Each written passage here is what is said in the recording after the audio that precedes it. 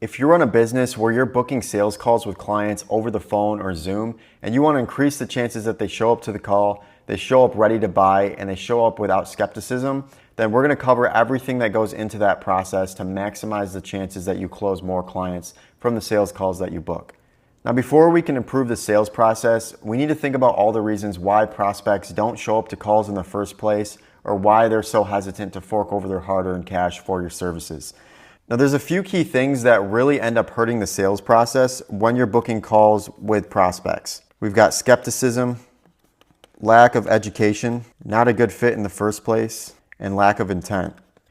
Now, when it comes down to skepticism, especially when you're dealing with a really commoditized offer or industry, you're dealing with a lot of people on these calls that have probably tried a solution very similar to yours in the past, if not multiple times, and it didn't go well at all. So when you're dealing with people like this, every single time they try a similar solution and it goes bad, it's just going to get worse and worse, and they become more and more skeptical over time, which just makes them more resistant to the sale.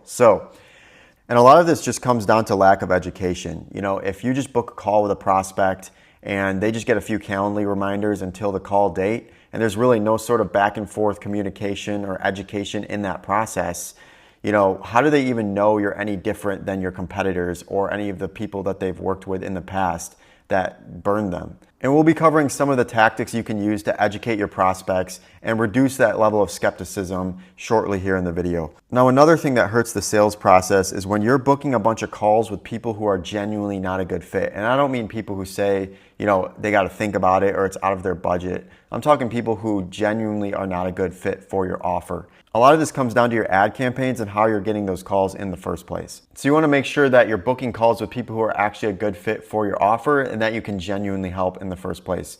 Now, another issue that leads to a lot of no-shows is lack of intent. So if you're booking calls with people and the only thing they hear from you leading up to that call date is a few automated reminders, you know, there's no sort of email flows going out, there's no videos educating them on your process, you know, you don't have anything to reduce that skepticism and educate them on your offer, they're a lot less likely to show up because it's much harder for them to separate you from everyone else out there selling a similar service or everyone they've talked to in the past.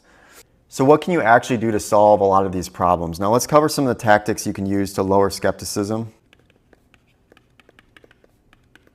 and educate your prospects.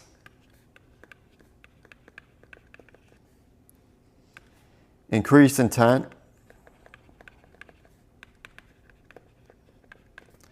and qualify your leads in the first place.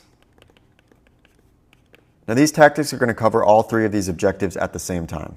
Now, the very first thing we like to do after someone books a call on the calendar is send them to a confirmation page with what we call breakout videos.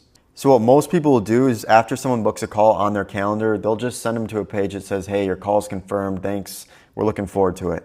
Now, we want to go a step further and catch that prospect when their intent is at its highest, which is right after they book the call. Essentially, what this is just a page covering all of the different questions that you typically hear on your sales calls, and you want to take the most commonly asked questions and add this as the confirmation page, because you're going to be able to educate your prospects leading up to that call. You're going to get a lot of their questions answered, and then you can get right into the selling on the call itself instead of answering a bunch of surface level questions that eat up 20, 30 minutes of your time. Now, really, you just want to answer all of the questions that they're probably already going to ask you on that call. Very straightforward and to the point on this page.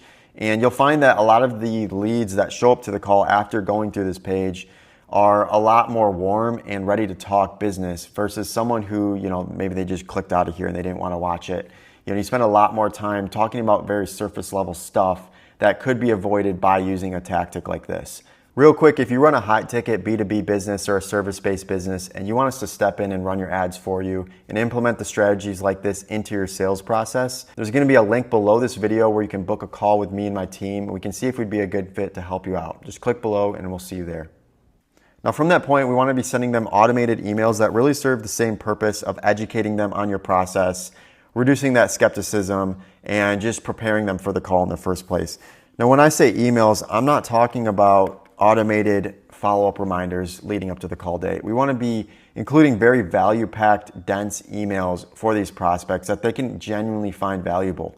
If it's not going to be valuable to the prospect, why would they want to read through it or read the next email you send after that point. So a good test you can use when you're writing these emails is put yourself in your prospect's shoes and ask yourself, is this something that would actually help that prospect in their process based on what they're looking for?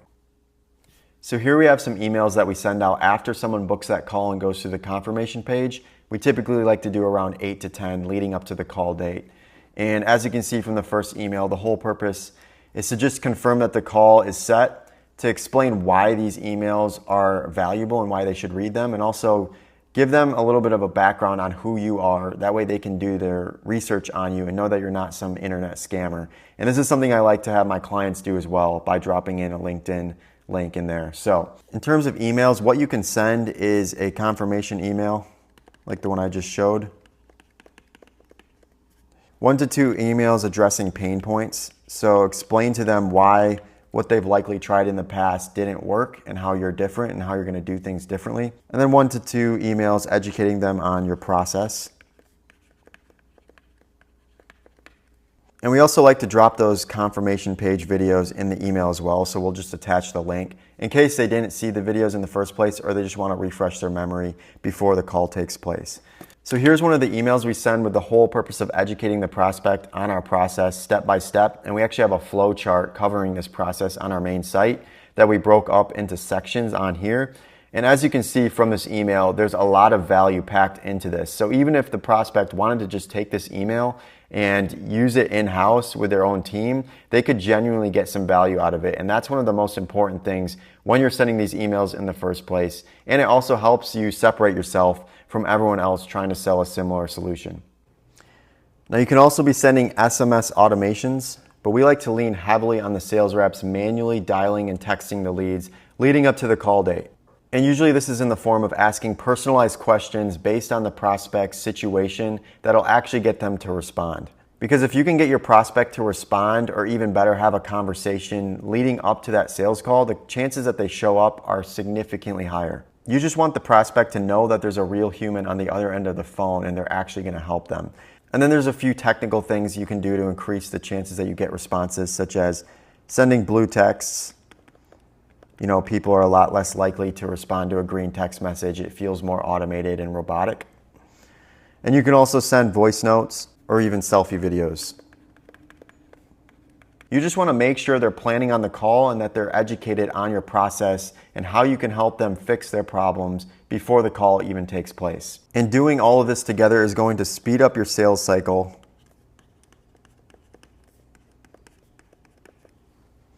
lower no-show rates, and scale your ad campaigns faster.